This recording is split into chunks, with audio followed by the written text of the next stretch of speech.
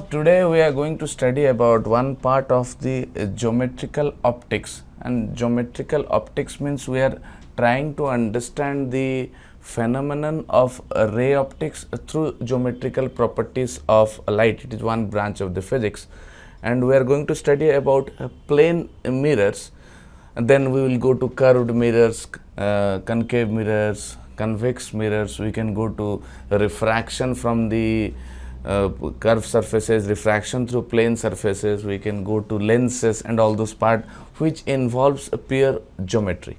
Now let us go to understand about plane mirrors. Plane mirror is nothing like this. We can say this is a plane mirror, and suppose I say this is an object kept.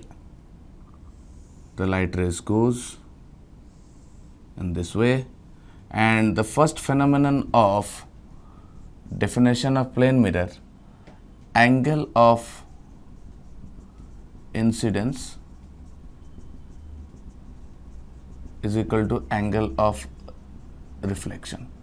And here we are going to understand about the properties of plane mirror by saying angle of incidence is equal to angle of reflection. We draw a normal to the incident ray. Normal means a perpendicular to the optical instrument, perpendicular to the plane mirror. So here we see that the light rays, and if we extend this and we join this, this is the image, and I can exactly say this is the one property of plane mirror. Like when a light ray strike on the plane mirror, it diverges, so an image is formed at this point. And we can have another phenomenon also in this way. Suppose this is a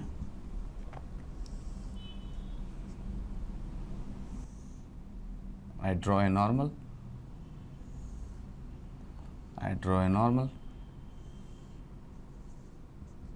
and if I extend this,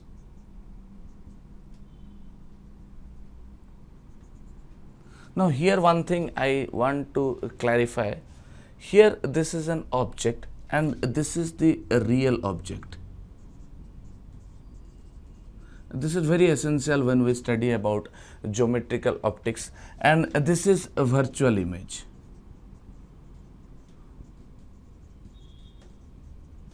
And if you look carefully to this diagram, this image will be a real image. And this is, we can say, virtual object. That means in case of plane mirror, we can say a real object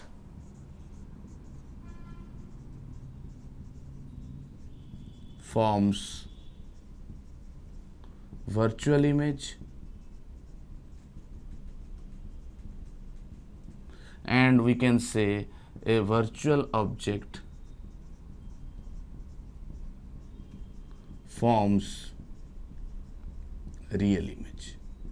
This is the one phenomenon we should always think about when we go to plane mirrors. In other optical instruments, we will have this kind of phenomenon too, but that's a later on case. We stick to our discussions to plane mirrors. The first we say angle of incidence is equal to angle of reflection, and I show you these two things where a real object is forming a virtual image, a virtual object is forming a virtual object means the rays are coming from very far away. So in ordinary terms, we can say rays are coming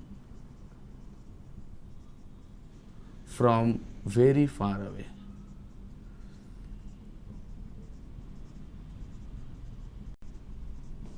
So we can say very far away the rays are coming, they are striking the mirror and they are converging. So here you can say it is a diverging property.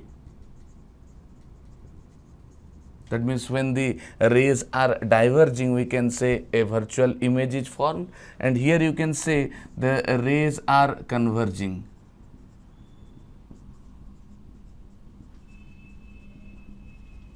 After reflection.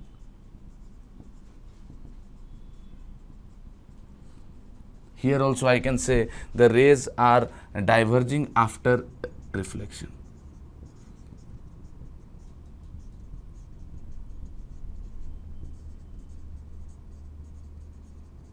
So here the rays are diverging after reflection, a virtual image is formed. Here rays are converging after reflection, a real image is formed. So this is the basic way of explaining this plane mirror, and all the definitions now we will come across, or the problems that will come across plane mirrors will involve a lot of phenomena like this.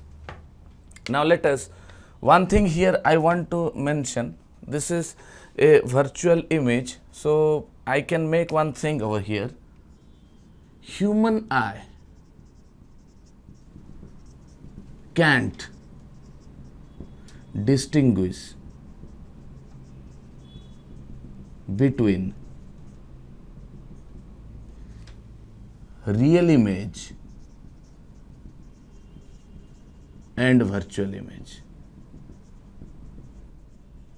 That means if I say myself to be an ordinary person and where I don't know any knowledge of physics, so I can say I cannot distinguish between a real image and virtual image. But how can we distinguish between a real image and virtual image?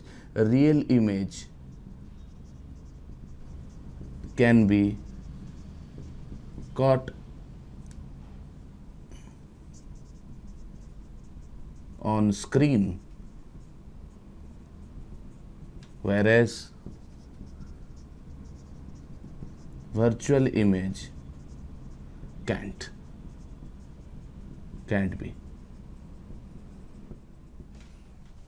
So this is the main definition ordinarily and through the knowledge of ray optics. Our human eye cannot distinguish between a real image and virtual image, and whereas real image can be caught on screen, whereas virtual image cannot be caught on the screen. This is the one way of defining the plane mirrors, and this is the explanation between real image, real object, virtual image, virtual object. Because what our section of discussing problems related to IIT Mains and IIT Advanced will be through these definitions: vector, law of reflection,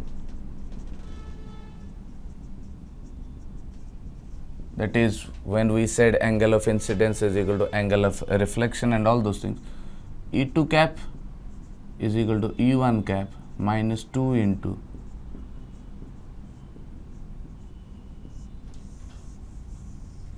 what is E2 cap? We will write E2 cap is unit vector along reflected ray E1 cap unit vector along incident ray, and n cap is unit vector along normal. So for AIEEE, that means for JEE Mains, EAMCET and all those examinations, or any other state level examinations, you will find this kind of problems involved. They will give you a ray is incident, and they will give in a vector form, they will give a vector form of normal.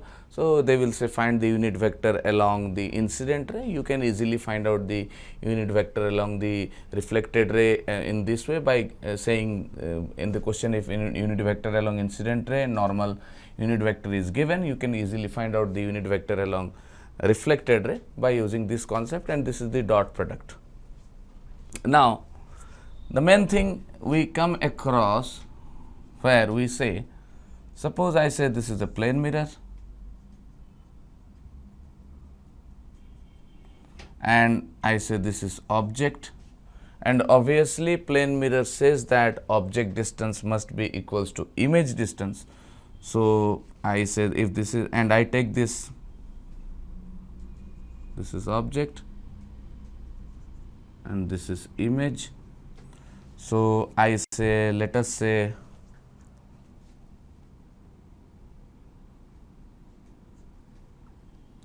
if I take this as the origin, obviously this distance, if I measure, it will be positive, and this distance will be nothing but it will be negative. So I can simply write x o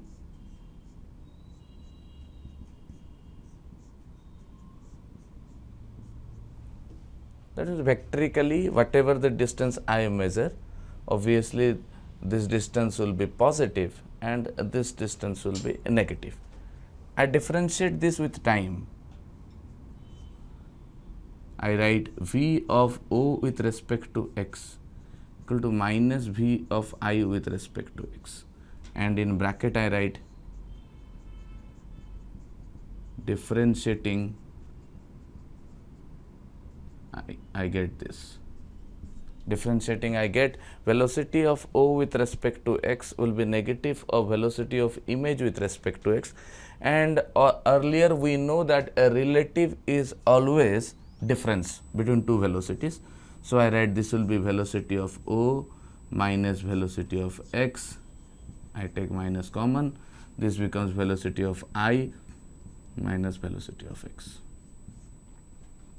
So here I write like this, velocity of O minus velocity of x, I take the negative side inside, so this is velocity of x minus velocity of I. Now I can write, I take this velocity of image to this side, velocity of this side, I can write velocity of image is equal to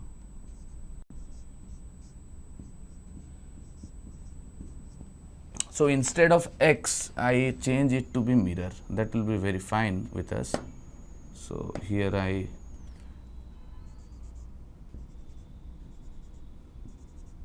take this to be m mirror. It will be very easier for us to again reconcile things.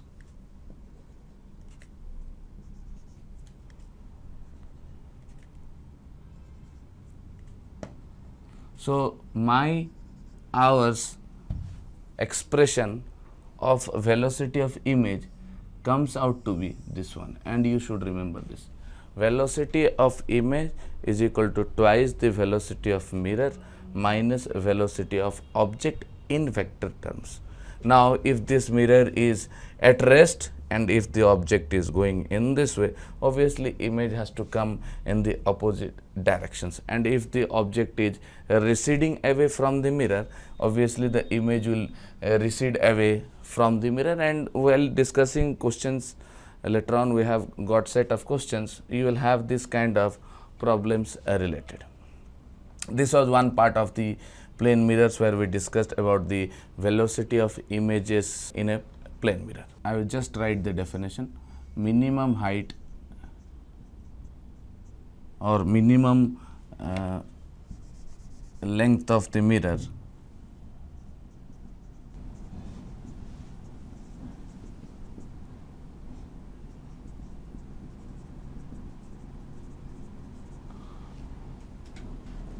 for a man to see its full length image is equal to h by 2, that everybody knows. And what is h? H is height of man. Now the question comes, where should be the mirror positioned from the ground? Because in all books or in all discussions, it's always mentioned that the minimum height of the mirror is nothing but equals to h by 2. You can prove it by similarity principles. You can have the height is nothing but h by 2. So here we can say mirror should be positioned at a height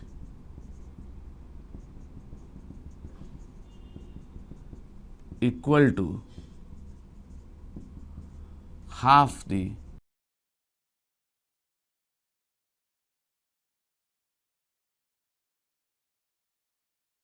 height, half the distance from the ground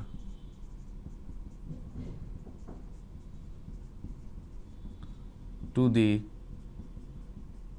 eye level of man.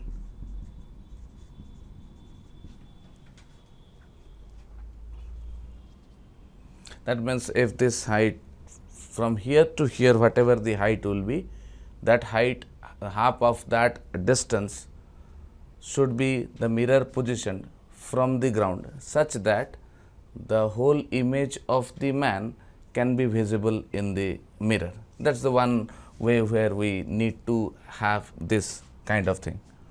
Next is rotation of mirror or incident ray.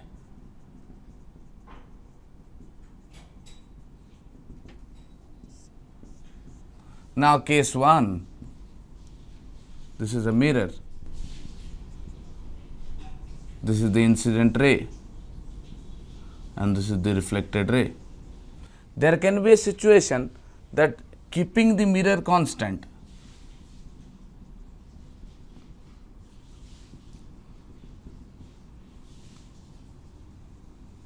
fixed, incident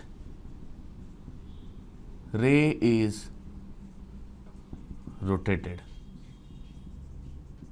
This is the first phenomenon. Like incident ray can be rotated either in this way, or incident ray can be rotated in the opposite direction. Now the incident ray is rotated counterclockwise. Now when the incident ray, I write when incident ray is rotated in one sense, then the reflected ray rotates in one sense by an angle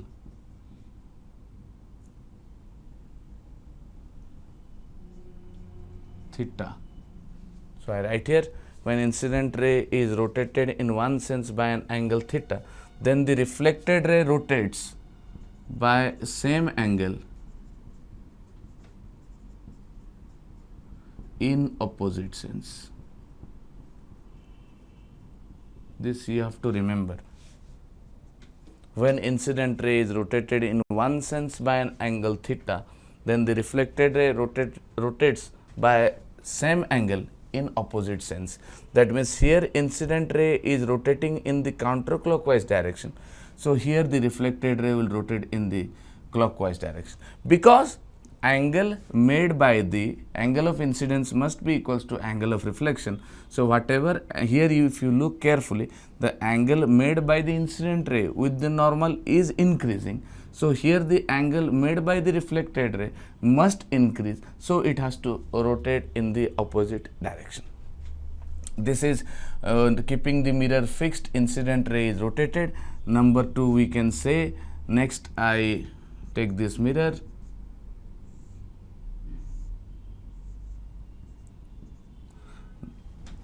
when mirror rotates in one sense by an angle theta,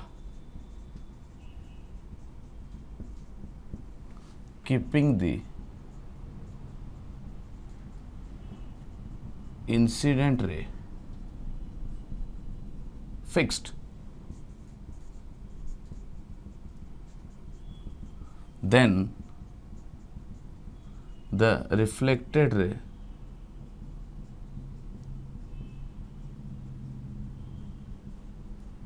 rotates by same sense of an angle 2 theta. So, when mirror rotates in one sense by an angle theta, keeping the incident ray fixed, then the reflected ray rotates by same sense of an angle 2 theta. That means, here if I am rotating this mirror in a direction anti-clockwise, so obviously the reflected ray will rotate same anti-clockwise with an angle 2 theta. But generally, when problems are involved, they won't give individually this case 1, this individually case 2. They will mix these two cases. Let us go with a simple problem thinking about it. This is a mirror and incident ray, and this is a reflected ray. Here it is given the incident ray is rotating with an angular velocity 2 radian per second. Mirror is rotating with an angular velocity 10 radian per second. So, in this case I will write incident ray rotates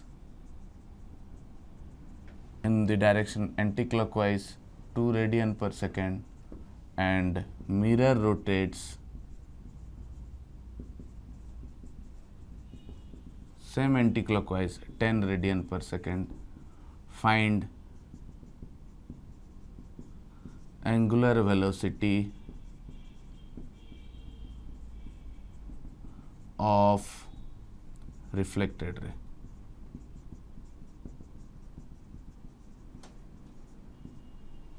So, when these two kind of problems are involved, two kind of cases are involved in one single problem, so we will decide by taking one case individually, then I will join this, or I will combine these two effects to find out the angular velocity of reflected ray. So, first case 1 I am saying, when incident ray is rotating with an angular velocity 2 radian per second in an anti-clockwise direction. Already we have studied earlier just before it, when incident ray rotates by an angle theta, the reflected ray will rotate with the same angle theta, but in the opposite sense. So, case 1 is omega reflected. Case 1, that is when incident ray is rotating, we will write here same 2 radian per second, but in the opposite direction. And second case, when mirror is rotating with an angular velocity 10 radian per second in the same sense, then the reflected ray will rotate by the angular velocity 2 theta, that is 20 radian per second. In the first case, incident ray is rotating at an angle theta in the anti-clockwise direction. So, reflected ray will rotate in the same angle 2 radian per second in the opposite sense. Second one, when mirror rotates at an angle theta in the same sense, then the reflected ray will rotate by an angle 2 theta in the same sense. So, here also omega reflected I can write same 2 into 10 20 radian per second, but in the same sense like this. So, these two are opposite directions. So, I can write net omega reflected. So, I can write 20 minus 2, that is 18 radian per second in this direction. So, finally, the angular velocity of the reflected ray will be nothing but 18 radian per second in the anti-clockwise direction. So, this was all about rotation of the mirror, either the rotation of the mirror or either the rotation of the incident ray. We have already studied about the first concept came about real object, real image, virtual object, virtual image. Next we discussed about the vector law of reflection. Next we studied about what should be the minimum height of the mirror or length of the mirror for the full length of the image of the man can be seen, and we discussed about where should the mirror be positioned such that the man can see the full length of the image in the mirror, and we discussed it should be equal to the half the distance from the ground to the eye level of the man. Now we discuss, next segment we discussed about the rotation of either incident ray or rotation of either the mirror, let us go with the last part of the discussion of a plane mirror, which is very essential when we discuss this. And so next we will have number of images. Now in all books they write if 360 degree by theta is equal to even number, then the number of images will be n minus 1 or something like that. Let us go with the simple example, like saying, now these are two mirrors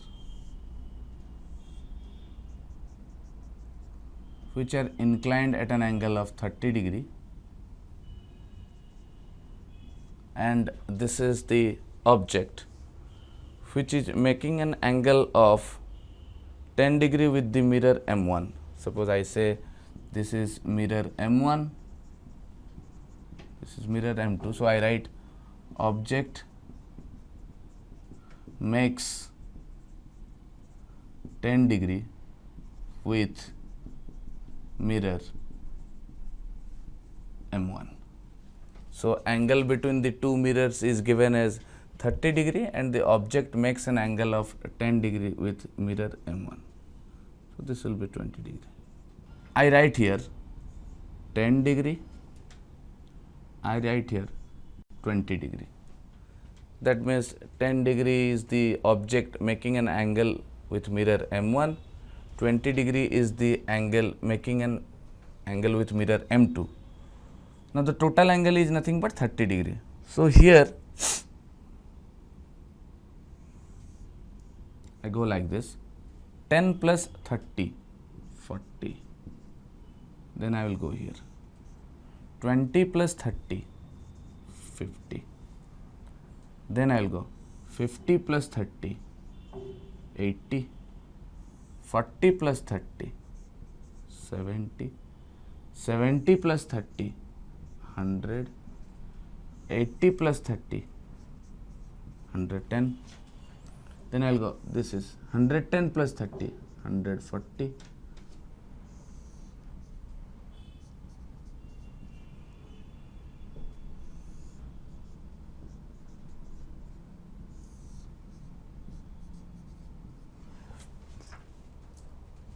Now I shouldn't go further, stop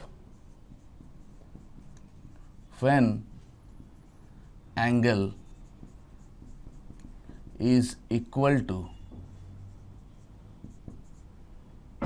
180 degree or greater than 180 degree. That means if I am, and I will explain the physical significance how the things are happening. 170 degree plus 30 is nothing but greater than 180 degree, and here also 170 degree plus 30 degree is nothing but greater than 180 degree. Now whether I should subtract or not, add the last two angles. I will write add last two angles with angle between the mirrors too. So if you look carefully, I will add this 170 degree plus 170 degree plus angle between the mirrors is nothing but how much I will get. Now let us check out how the things are becoming. Oh, here we have done a mistake. 100 plus 30, it is 130 and it is 160, sorry. So if you look carefully, 170 plus 160, so here we will get exactly as 0, 6 and 7 is nothing but 30, 360. Now if adding this all angles come out to be 360 degree, then we can say images coincide.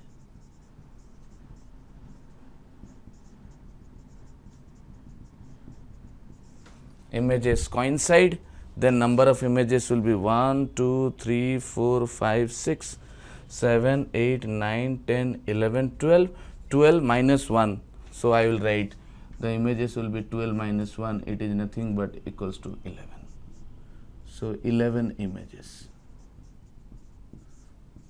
Now why I am doing this phenomenon? Because if I explain the physical significance, if I take this mirror M1, object is making an angle 10 degree, so obviously the image will be exactly at this point. Now again that image will form a total angle how much with this mirror M2? If you look carefully, the total angle will be nothing but I can write 10 plus 30 is 40. I repeat once again, this object is making an angle 10 degree with M1. Obviously the image will be over here, which is nothing but if I take this angle will be nothing but 10 degree. And if I take that image, again that image can form an image of mirror M2. That image total angle with mirror M2 is nothing but 30 plus 10, 40. Similarly, the process continues. So what I did, since this object is making an angle 10 degree, so I keep on adding 30. Because here it is 10, this one will be I1. Suppose I say this I1 is nothing but 10. 10 plus again if this I1 acts as an object for mirror M2, the total angle will be nothing 10 plus 30, 40. Again this process continues. So what I do, I take, and if I go with the, suppose I say let us go with the mirror M2, object O is making an angle 20 degree with mirror M2. Obviously the image will be over here. And this one is making an angle obviously 20 degree. This image acting as an object for this image, acting an object for mirror M1, 20 plus 30, it will be nothing but 50.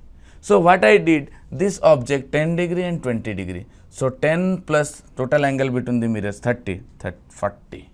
Here I am taking 20, 20 plus 30, 50. I keep on adding 50 plus 30, 80, 40 plus 30, 70, 70 plus 30, 100, 80 plus 30, 110, 110 plus 30, 140, 100 plus 30, 130, 130 plus 30, 160, 140 plus 30, 170. I will stop here. Stop. Why stop? Because if I add 170 plus 30, it becomes 200 degree, 160 plus 30, 190. So stop when angle is equal to 180 degree or greater than 180 degree. Add the last two angles with the angle between the mirrors. So 170 plus 160 plus 30, it comes out, if it comes out to be 360 degree, images coincide. Well, so number of images will, I will add them 1, 2, 3, 4, 5, 6, 7, 8, 9, 10, 11, 12. 12 minus 1 is equal to 11 images. So this is, let us go with a different example where if I add this all angles, it doesn't come out to be 360 degree. So how the angles will be, let us go with that.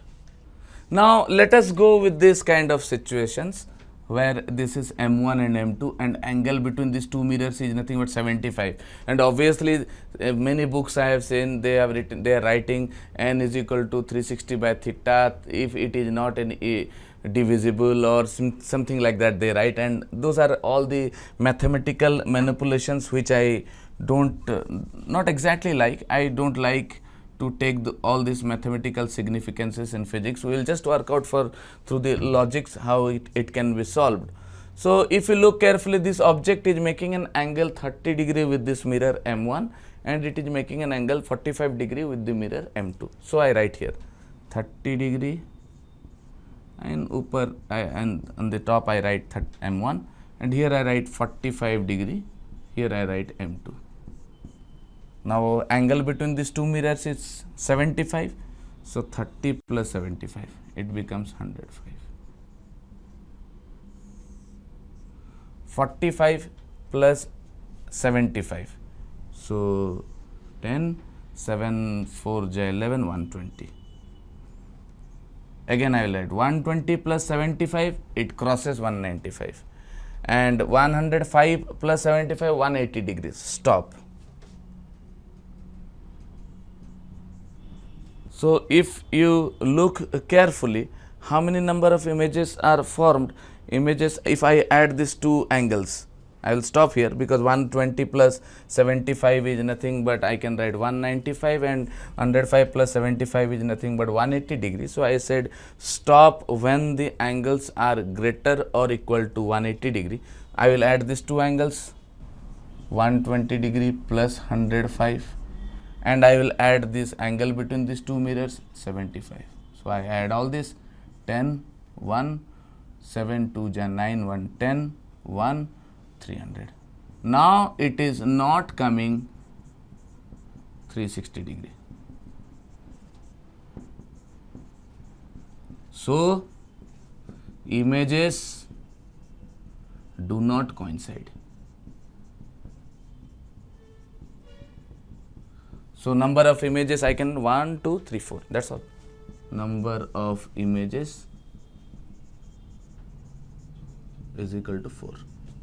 So this is the best way how you can have a number of images without dividing. It's quite often it's very easy when the things are getting divisible, but when it is not divisible, things become like that. So I take in this way, and they write it is a perpendicular bisector or it is not a perpendicular bisector.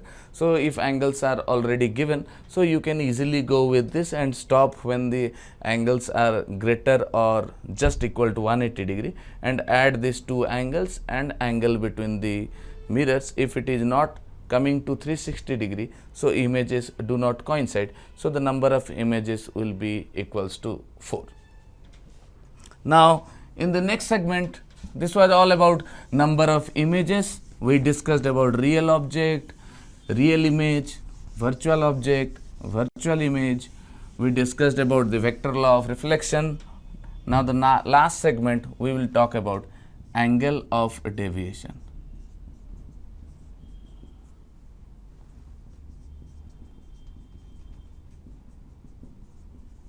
Suppose I say this is a plane mirror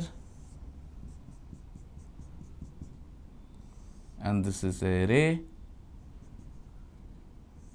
and this is the reflected ray. Let this angle be I. According to the law of reflection, angle of incidence is equal to angle of reflection. So now what this mirror exactly doing? If there would not have been any mirror, this ray would have gone straight like this. If I show by the dotted lines, the ray would have been gone straight.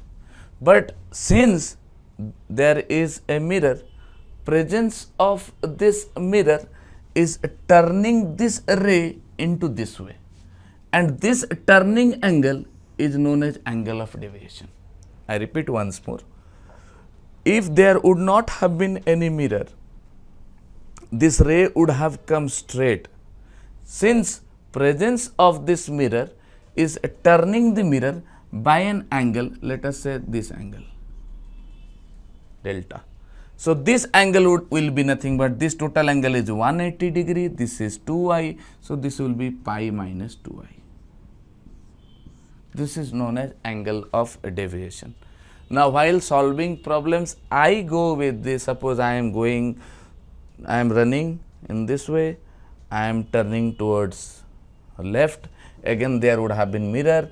In what way I deviate either left or right, taking right or any one of the deviations to be positive. If I take left to be positive, then right has to be taken negative, and I add all these angles to find out the net deviation.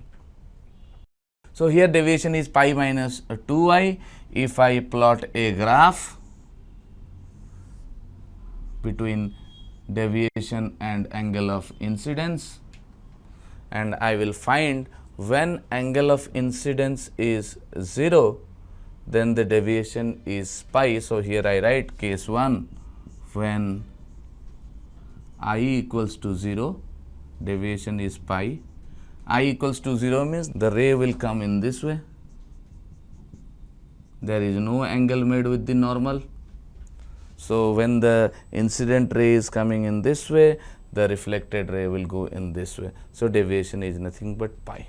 Number 2, I can have when I equals to pi by 2, let us say that how this will be, the ray is coming this way.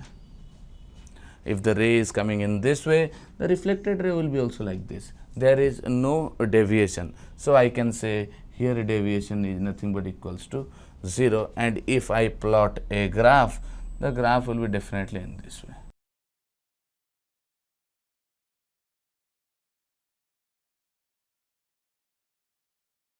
So, this is a graph where the deviation is decreasing and becoming 0 at an angle of incidence pi by 2. So, this was all about angle of deviation. I found many students thinking about, suppose the mirror would have been placed in this way, the object is placed in this way. Now, I have seen they take the image distance will be like this. It is wrong. Always remember, I will write one point over here. Mirror always reflect perpendicular component.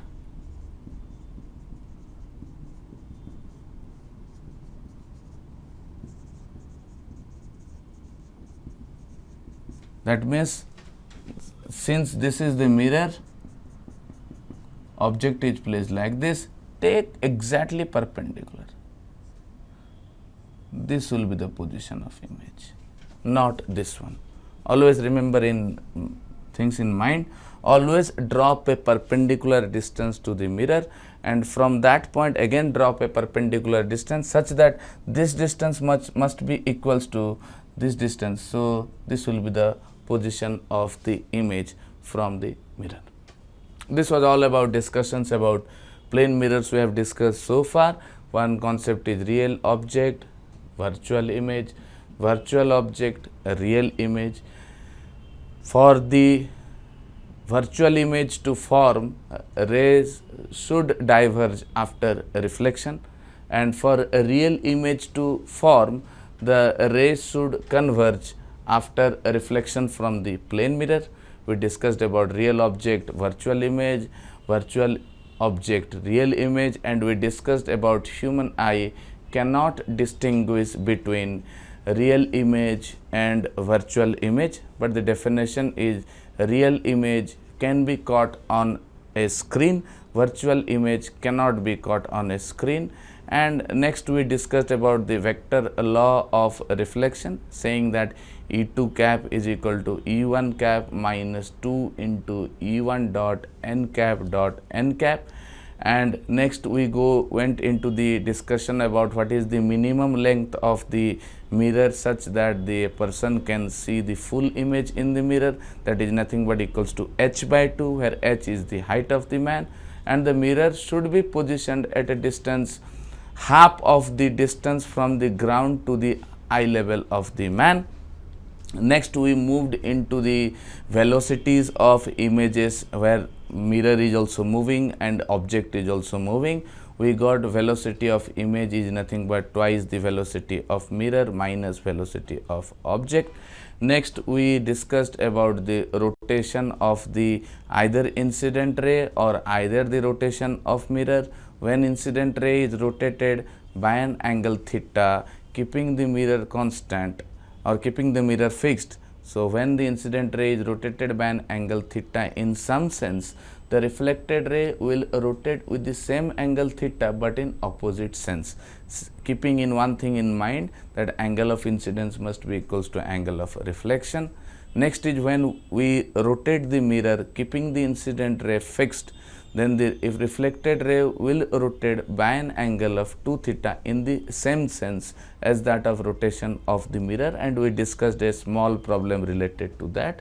In the next segment we discussed about the number of images formed, and we discussed of an idea how we can have by just adding and putting all those theoretical aspects, by adding all those angles and angle between the mirror, adding the last angles that we discussed, and we found out if it comes out to be 360 degree, then the images coincide, and if it does not come out to 360 degree, the images will not coincide. And this is the last where we discussed angle of deviation, by saying angle of deviation is nothing but pi minus 2i, and we discuss the following cases: when I is equal to 0, deviation is pi; when I is equal to pi by 2, deviation is 0. And we discuss this graph. This graph is very essential for the IIT mains or advanced. It is very much essential of these things. And remember, all these experiments we are performing in an homogeneous medium here, because reflection doesn't depend on the kind of medium. When we go to refraction, where we will introduce refractive indices and lot of apparent depth and real depth will come into account, we will discuss in that way, and a lot of good problems are there where we can have the phenomena of plane mirrors.